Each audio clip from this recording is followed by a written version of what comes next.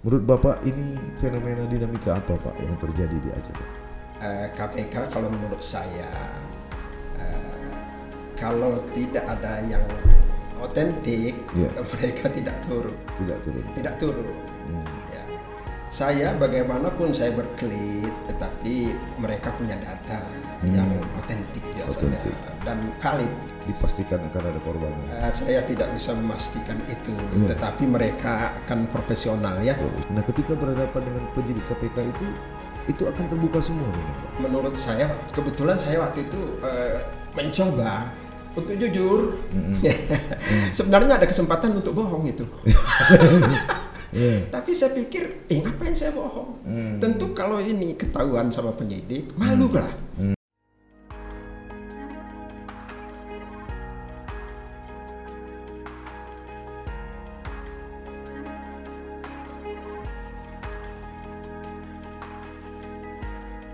Assalamualaikum warahmatullahi wabarakatuh. Sahabat Sisi Lain, berbagai fakta, data, dan peristiwa terjadi. Media mainstream, bahkan media sosial, melihatnya dari satu sudut, tapi kami mengungkapnya dari sudut yang berbeda. Ikuti Sisi Lain di channel YouTube Saleh Abdullah.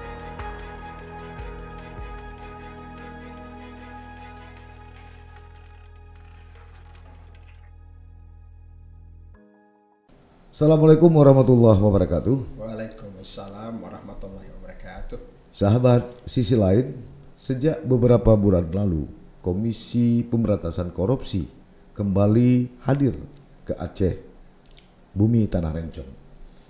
Kedatangan penyidik anti rasuah ini tentu bukan tanpa target. Itu sebabnya sejak beberapa bulan terakhir, suasana politik dan penegakan hukum di Aceh sempat gonjang-ganjing. Beberapa hari lalu, sejumlah pejabat Aceh juga dipanggil oleh penyidik Komisi Pemberantasan Korupsi. Mereka dimintai keterangan terkait beberapa hal, seperti pengadaan kapal Aceh Hebat 1, 2, dan 3, proyek jalan multius, kemudian proyek onkologi, dan beberapa proyek lainnya. Adakah yang terjerat atau siapakah yang akan menjadi korban dalam tanda petik? Tentu waktu yang akan menjawabnya. Yang ingin kami bahas malam ini adalah bagaimana seseorang yang pernah dijerat KPK lalu menjalani hukuman. Pengalaman spiritual apa yang bisa diambil dari para mantan tahanan tersebut atau narapidana tersebut. Malam ini atas kesediaan beliau, kami mengundang Bapak Haji Ruslan Abdul Ghani, Diploma Sanitary Engineering. Lulusan Holland Belanda ini sempat terjerat KPK pada tahun 2016 dan pada bulan Maret 2001 beliau kembali ke masyarakat atau ke Aceh. Assalamualaikum Pak Ruslan. Waalaikumsalam warahmatullahi wabarakatuh. Sehat Pak ya? Alhamdulillah. Kayaknya makin segar aja Pak. Iya, amin. Amin Pak ya. Iya. Pak, ini kan sejak dari beberapa waktu lalu hingga kemarin atau hari ini Aceh kembali dihebohkan dengan hadirnya penyidik KPK. Iya. Memang belum ada siapa yang akan menjadi tersangka atau terjerat. Iya. Tapi paling tidak tentu mereka tidak akan pulang dengan tangan kosong. Menurut Bapak ini fenomena dinamika apa Pak yang terjadi di Aceh Pak? Iya, ini kalau kita bicara KPK, ini tentu kan menyangkut dengan permasalahan hukum yang sangat luar biasa mungkin terjadi di Aceh. Nah, mungkin KPK kalau menurut saya kalau tidak ada yang otentik, mereka tidak turun. Tidak turun. Ya. Saya bagaimanapun saya berkelit, ya, bagaimanapun saya dulunya katakanlah memberi alasan, tetapi mereka punya data yang otentik biasanya dan valid. Nah, biasanya kalau sudah valid, ya mereka itu akan katakanlah memberi hukumankah namanya, ya kan, atau melanjutkankah namanya. Ini tapi kalau KPK sudah turun, ini biasanya dipastikan akan ada korban. Saya tidak bisa memastikan itu, tetapi mereka akan profesional ya, profesional. Sama dengan penegak hukum yang lain juga profesional. Mungkin ini tensinya mungkin agak tinggi, ya, frekuensinya juga mungkin agak tinggi. Jadi di situ sehingga ada beberapa kegiatan yang KPK ini memang punya label, punya label sekian itu, mereka mau tidak mau kalau ada laporan masyarakat yang valid ya biasanya dia akan turun. Itu kan sebelumnya Bapak juga sempat beberapa kali menjalani pemeriksaan, Pak ya. Itu gimana sebenarnya pola pemeriksaan kerja KPK itu, Pak? Ketika saya ditetapkan sebagai tersangka, itu waktu itu saya masih menjabat Bupati Benar Meriah. Benar Meriah. Sementara saya waktu itu kasusnya kasus di Sabang. BPKS Sabang. Saya sebagai pejabat ya di Sabang itu sebagai kepala BPKS. 2010 saya melanjutkan pembangunan periode sebelumnya. Dermaga City 3 namanya. Saya tinggal menyelesaikan itu. Jadi ketika itu saya tersangkanya bulan Agustus 2015, tapi saya tidak langsung ditahan. Saya masih diberikan kesempatan untuk memerintah di Kabupaten Benar Meriah. Tapi di selang-selang itu, di sela-sela itu sebulan sekali saya dipanggil ke Jakarta. Itu pemeriksaan namanya ya kan. Mungkin kalau nggak salah hampir 6 kali ada kalau nggak salah saya ya. Itu ada 6 bulan. Setelah 6 bulan, nah pada tanggal 16 Maret 2016 itu saya langsung ditahan karena mereka sudah punya bukti, ya kan, sudah punya bukti dan saya langsung dimasukkan ke rutan. Nah ternyata ketika masih proses penyidikan sudah meningkat ya, itu dimasukkan ke rumah tahanan namanya. Nah rumah tahanan itu kalau saya persis itu kebetulan saya pindahnya itu ke Menteng lah, jadi anak Menteng saya. Karena di Guntur. Iya Guntur ya. Saya mendengar Guntur waktu itu, waduh mak ini apa yang terjadi ini ya kan Guntur. Tapi saya langsung berpikir positif waktu itu. Ini Guntur ya. Bisa jadi Guntur ini kalau anak-anak mengaji umumnya kan ke Gontor. Ini mungkin karena sudah paruh baya ya ke Guntur mungkin. kayak ke pesantren ya, sudahlah. Saya berdoa saja, ya kan. Apapun yang terjadi tentu ini kan kehendak yang Maha Kuasa dan takdir. Jadi saya sudah menjalani takdir waktu itu. Langsung saya berdoa. Nah ini doanya doa Nabi Musa lah saya pakai. Itu doa itu kan doa dari kakek saya dulu dan sering sekali para ustadz membaca doa itu. Itu tidak berhenti saya baca itu. Doa itu di surat At-Taha itu. Rabbi shrah li sadri wa yassir li amri wahlul 'uqdatam min lisani yafqahu qawli ya kan. Setiap saya baca itu alhamdulillah para penyidik ini paham dengan apa yang saya sampaikan. Karena di doa itu memang itu supaya orang paham apa yang kita sampaikan, supaya lidah kita itu tidak keluh, ya kan, jelas, clear. Itu saya baca terus. Kemudian ya Allah berilah pertolongan kepadaku ya Allah. Engkau yang membuat ini Allah, tentu Engkau yang mengkasih jalan keluarnya, ya kan. Itu kan ada alam nasrah itu kan. Jadi itu terus saya baca. Nah saya masuk di Guntur itu. Di Guntur itu kan sebenarnya itu tahanan untuk para tentara. Ya, ada POM di situ, Pak. Ada POM, tapi memang KPK menitipkan. Menitipkan di situ. Kami di situ ada 15 orang. Nah, alhamdulillah saya dimasukkan ke tahanan itu malam hari. Malam hari persis kebetulan waktu itu salat Isya di situ. Sehingga para senior saya yang duluan masuk situ jemaah. Sehingga saya boleh dikatakan dilindungi Allah waktu itu. Jadi imam. Tidak dipeluncu. Karena biasanya masuk ke situ dipeluncu itu. Di Mafram. Saya alhamdulillah ya kan Kemudian tinggal yang non Muslim di situ. Ruangannya bagus Pak ya? Bagus ya? sangat layak. Sangat layak. Jadi bukan untuk tahanan tentara Pak ya? Tahanan tentara ada blok lain, saya di blok lain. Jadi yang tinggal di situ yang tidak salat Isya itu kan non Muslim. Itu teman saya yang baik itu Pak Usi Kaligi. Usi Kaligi kan wartawan senior itu kan. Pengacara senior. Pengacara lagi kan. Dia juga masih ditahan di rumah tahanan itu. Nah, Pak awalnya kan saat pemeriksaan itu tentu kan ada klik-klik yang kita lakukan. Kita coba misalnya menghindar segala macam. Nah ketika berhadapan dengan penyidik KPK itu akan terbuka semua memang Pak?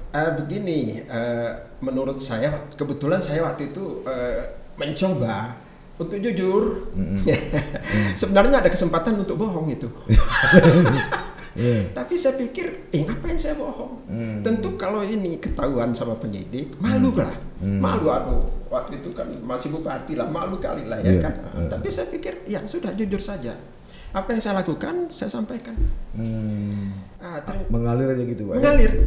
Ruangan persis seperti ini 3x3, ya kan, ada kamera CCTV, ada alat perekam, kemudian penyidik sendiri, kita didampingi pengacara. Nah, ketika saya sampaikan semua, kata penyidik, wah Pak kalau begini Pak, enak sekali kami memeriksa Bapak, katanya. Ya itu apa adanya lah, saya katakan begitu. Apa yang saya lakukan, inilah dia semua. Kalau memang gara-gara ini saya ditahan, tidak apa-apa. Berapa lama di Guntur itu Pak? Di Guntur 9 bulan saya. Sampai dengan proses putusan pengadilan? Putusan ingkrah, ya kan, barulah kita move ke Sukamiskin. Bandung. Sukamiskin.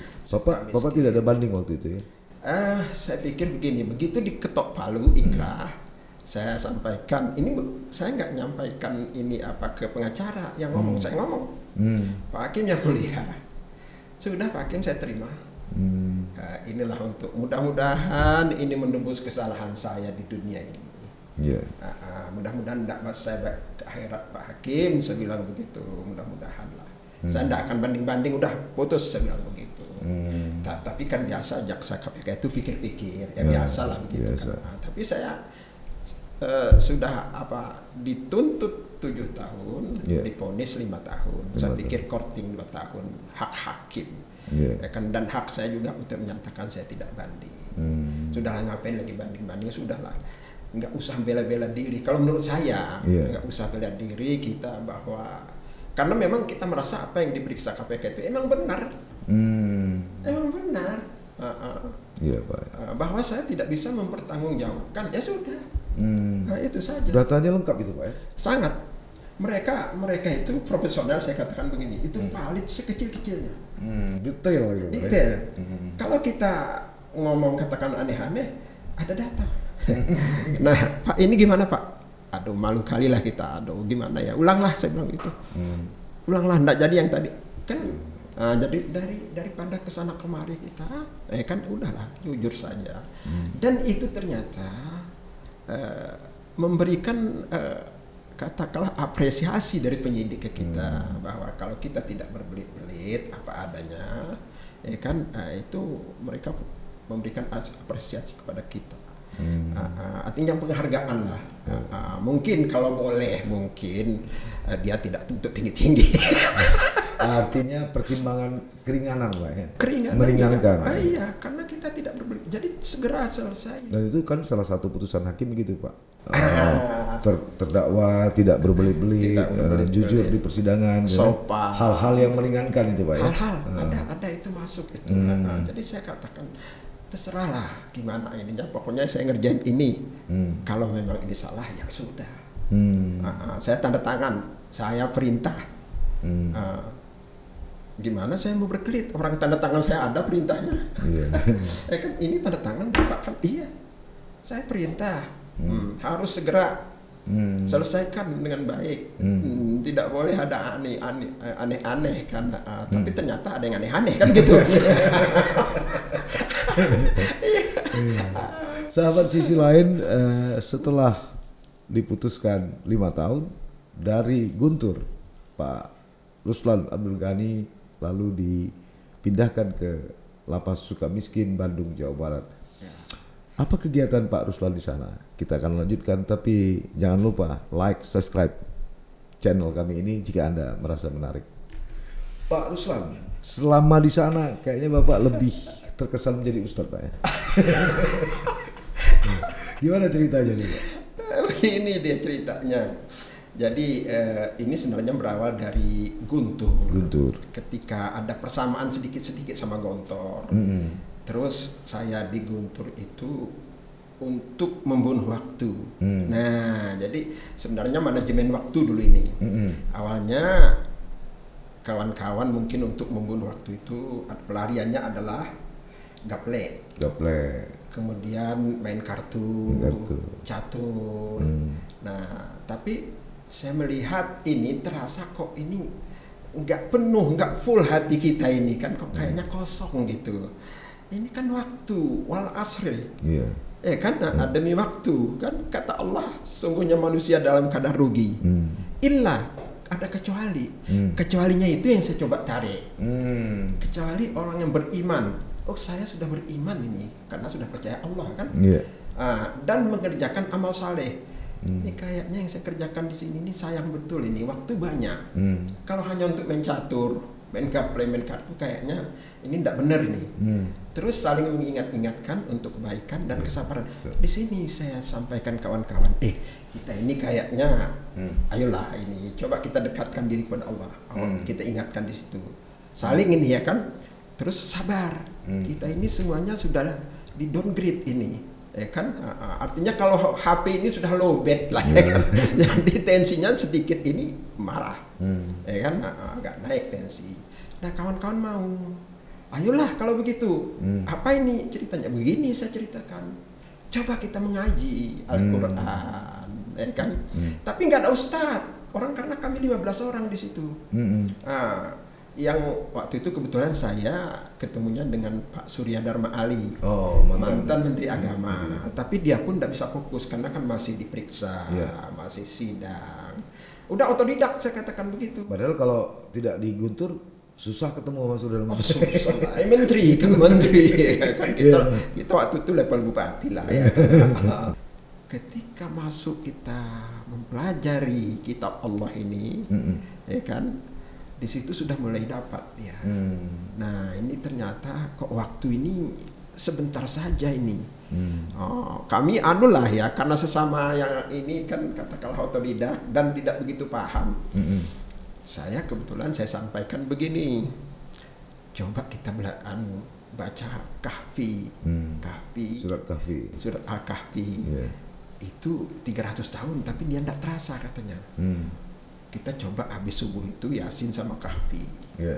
Ya kita baca lah itu rame-rame kan. Kita baca itu walaupun nggak bisa, pokoknya dengar. Ya kan, habis salat subuh baca itu. Memang kerasa, alhamdulillah. Kok dikasih Allah itu kok kayaknya ya nggak terasa kali lah ya nggak jenuh lah. Nah hebatnya waktu itu kan setelah itu menyusul Ahmadi. Ini saat Bapak bertemu dengan Ahmadi gimana tuh? Saat Bapak bertemu dengan Ahmadi dia kan ponakan saya, ya kan. Jadi waktu dikenalkan di masjid. Itu ada perkenalan? Ada. Yang pertama masuk itu harus berkenalkan dia. Makanya kadang-kadang semacam di peluncur lah. Ini dia perkenalkan supaya dia tidak diapa-apain. Saya kan sudah mulai di sana kan, sudah mulai agak jadi lurah lah di sana. Sudah mulai senior kan. Saya saya katanya Pak Ruslan sama-sama bupati kan ketahuan. Nah Ahmadi itu saya tahu dia iramanya bagus sekali kalau dia jadi imam itu. Enak kali kita dengar. Tapi saya yang merasa, saya sampaikan lah ini ke ustadz-ustadz di sana, termasuk Lutfi Hasan Ishaq. Dia kan tamatan Gontor. Saya sampaikan, Pak Ustadz, nanti ponakan saya masuk ke sini. Enak kali dia kalau jadi imam. Ya karena tidak mungkin lah orang Gayo itu ya, orang Aceh katanya. Ini contohnya yuk katanya kan itu. Tapi betul Pak kalau dia. Nanti Bapak tes saja, Bapak perbaikilah sedikit yang salah-salah. Masuk Ahmadi, alhamdulillah 6 bulan dia di godok di sana. Dites jadi imam. Akhirnya semua mengatakan dia terbaik. Dia terbaik. Jadi makmum itu merequest ke dia, meminta Pak Bupati di sana, kita walaupun narapidana, saya masih dipanggil Bupati di sana. Tapi kadang-kadang Bupati Gam katanya. Ya kan dari Aceh ya kan. Pak Bupati, surat Ar-Rahman ya hari ini, nangis orang kalau dia bawa. Nah saya kebetulan sering katakanlah memberikan, kami digilir itu ceramah-ceramah subuh. Saya sering dapat itu kultum lah, sering nyampaikan. Terus saya sampaikan di forum itu, kultum itu. Lihatlah ponakan saya Ahmad itu, bapak-bapak sendiri yang melihat, dan bapak sudah buktikan bagaimana hebatnya dia. 6 bulan dia belajar sudah selesai. Itu Pak, baru ponakannya. Belum kan bapak bisa bayangkan bagaimana pamannya hebat. Di situ kan menangnya kita ya kan. Itulah. Jadi akhirnya alhamdulillah saya kebetulan menekuni ya kan belajar Al-Quran ini. Ternyata tambah kita belajar, tambah kosong kayaknya ilmu kita. Ya, karena dia seperti orang haus Pak ya, butuh minum terus Pak. Haus terus Pak ya. Pak, ini kembali ke yang awal, apa sebenarnya saran Bapak andai kata nih dari sebuah proses penyidikan KPK ini ada yang terjerat, apa yang harus mereka lakukan berdasarkan pengalaman Bapak? Yang pertama minta ridha Allah terus. Biar Allah reda kepada kita, ya jalani apa adanya, seperti air mengalir saja, ya lempang saja itu insya Allah, karena ini kita menjalani takdir ini, ya kita lawan pun arus, ya kan kita akan hanyut, ya kan banyak kawan-kawan di sana drop stres. Jadi jangan lawan arus, pasti akan hanyut Pak ya. Hanyut, jangan lawan. Itu pokoknya kita sudah dikatakan ya memang ada kesalahan, ya kan udah ikuti saja. Lebih bagus kita serahkan diri kepada Allah, karena begini, sedikit mungkin saya bikin apa ya, ada ayatnya kalau boleh kan, itu di surat At-Taghabun ayat 11. Kata Allah itu ya kan, tidak ada musibah apapun yang terjadi kalau tidak izin Allah. Itu dia. Nah, kita menganggap saja musibah. Saya menganggap saya musibah. Nah, kalau kita musibah, ada di surat Asy-Syura itu. Musibah apapun yang terjadi kepada kamu, kata Allah. Ini Allah bicara. Akibat perbuatan tanganmu sendiri. Allah ngomong ini. Saya musibah. Nah, hebatnya Allah, di balik itu dia katakan, tetapi banyak sekali kesalahan-kesalahanmu dimaafkan Allah, diampuni Allah. Nah itu kebetulan kalau kita kena musibah, makanya udah berarti banyak sekali sebenarnya Allah ini tidak buka aib saya. Kalau satu aja dibuka, ini ya kan, ini aja alhamdulillah. Dan saya ternyata kalau saya bandingkan saya di luar dulu, tidak akan dapat saya bisa membaca Al-Quran, ya kan, karena waktu kita sibuk. Sibuk ya kan? Dengan dunia Pak. Dunia. Kebahagiaan pertama saya ketika ditahan adalah pada malam pertama itu saya tidur nyenyak. Kenapa? Karena HP nggak ada. Bupati itu kan kanan kiri HP itu, belum HP ajudan. Malam itu semua tak boleh ada. Nggak boleh bawa HP ya kan, semua pokoknya semua perlengkapan kita diberikan oleh KPK. Jadi nggak ada gangguan, ya kan. Sama keluarga juga nggak bisa komunikasi, ya kan. Tapi ya sudahlah, inilah dia mungkin hukuman yang kita terima. Tapi bagaimana situasi psikologis keluarga ketika itu Pak? Nah keluarga kan memang agak berat menerima, namanya juga ya. Saya itu kan masih 3,5 tahun jadi bupati, tiba-tiba dari puncak ini drop ke 0, ya kan. Jadi keluarga juga ya sulit menerima, karena mungkin beginilah, biasalah kan bela diri. Tapi saya katakan begini, saya ini coba lihat di surat Ali Imran. Kita coba ke sana, kita larikan. Coba lihat ayat 26. Supaya kalian itu tenang. Di situ kata Allah, Allah itu yang punya kuasa. Allah itu yang memberi kuasa kepada siapa yang dikehendakinya dan mencabut kekuasaan itu dari siapa yang dikehendakinya. Dia memuliakan seorang dan menghinakan seseorang. Siapa yang dengar? Tapi ada komennya, di tangan Allah lah semua kebaikan. Saya menganggap proses kalau saya tadi itu dihina atau di apapun, tapi ini insya Allah pasti diberikan Allah kebaikan yang luar biasa. Saya sampaikan itu, tidak usah khawatir. Biar saja Allah nanti yang akan menentukan kita itu di masyarakat itu baik atau tidak. Ini nggak apa-apa, hukuman kita ikut saja. Alhamdulillah akhirnya anak-anak ya semuanya tegar, ya kan. Saya sering ngobrol lah sama anak-anak. Kau itu anak koruptor, jangan sok kau ya. Apa katanya ya kan, tapi mungkin dengan label itu ya kan, label itu kita mungkin bisa introspeksi diri lah ya. Dan alhamdulillah saya masih bisa bergabung sama anak-anak ya kan. Sampai hari ini masih diberi kesehatan. Alhamdulillah saya lebih kalau katakanlah lebih sehat sekarang ya, mungkin dari dulu, karena dulu kan pikirannya. Ya, dan wajah saya lihat makin muda aja nih. Saya menganggap begini. Nah ini yang saya coba terapkan kemarin itu, sebelum saya mempelajari benar-benar Al-Quran ini, saya berniat dulu. Ya Allah, ya Rabbi, ya Rahman, ya Rahim, ya Salam. Sengaja aku mempelajari Al-Quran ini karena Engkau ya Allah, bukan karena orang. Karena orang kan riya nih. Saya minta, ya Allah, ya Rabbi, ya Rahman, ya Rahim, ya Salam, lancarkan dan mudahkan saya mempelajari, memahami, mentadaburi, menghafalkan, mengamalkan, dan mengajarkan.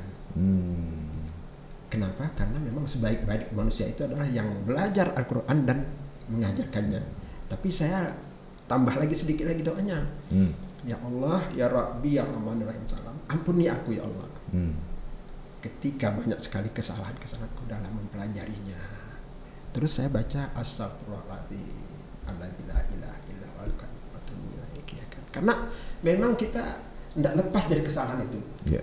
Satu huruf kita selip artinya sudah berbeda. Jadi itulah yang membuat saya sampaikan metode yang saya dapat ini kepada semua yang saya ketemu. Artinya saya harus mengajarkan. Saya coba evaluasi permintaan saya ini, insya Allah nanti direspon Allah. Saya keluar 16 Maret 2021. Ya Pak ya. Kalau saya sudah coba di sana itu selama 3 tahun saya mencoba metode ini, saya baru dapat hanya beberapa juz untuk hafal. Tidak semua. Kalau orang kan 30 juz dia hafal, kalau saya juz 30 biasa. Tapi dari sana saya mulai. Saya berpikir insya Allah ini karena saya baru lahir, ya, saya mencoba mengkalkulasi diri sendiri ini dan permintaan kepada Allah. Belajarnya sendiri, kalau saya yakin itu kalau hafal mungkin 40 tahun baru hafal saya. Karena Rasulullah saja 22 tahun, masa kita mau kurang dari situ? Ya kan? 40 tahun berarti umur saya kan sudah 60 waktu itu. 60 tambah 40 berarti 100 kan. Terus nanti belum lagi tadi mengamalkan, mengajarkan lagi. Mungkin ya di 125 tahun mungkin selesai permintaan saya. Ya makanya saya katakan ya papa ini masih muda. Dan saya larang cucu panggil kakek sama saya.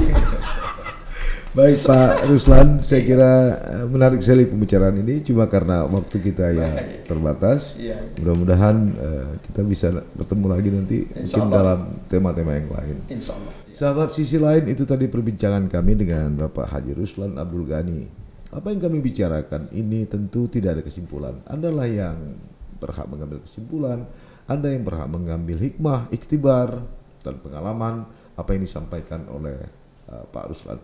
Mudah-mudahan Aceh akan lebih baik, dan tentu kita berdoa tidak ada yang akan dibawa ke Jakarta dari proses KPK yang sedang berlangsung. Tapi kalaupun ada yang dibawa, itu namanya takdir. Terimalah dengan ikhlas. Kan begitu Pak Ruslan. Terima kasih, sampai bertemu. Assalamualaikum warahmatullahi wabarakatuh. Waalaikumsalam warahmatullahi wabarakatuh.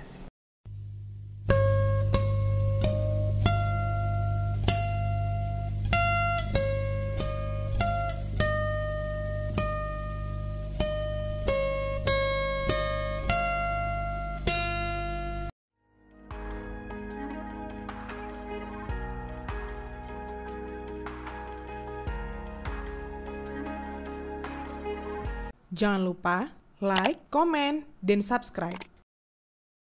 Serta aktifkan lonceng notifikasi.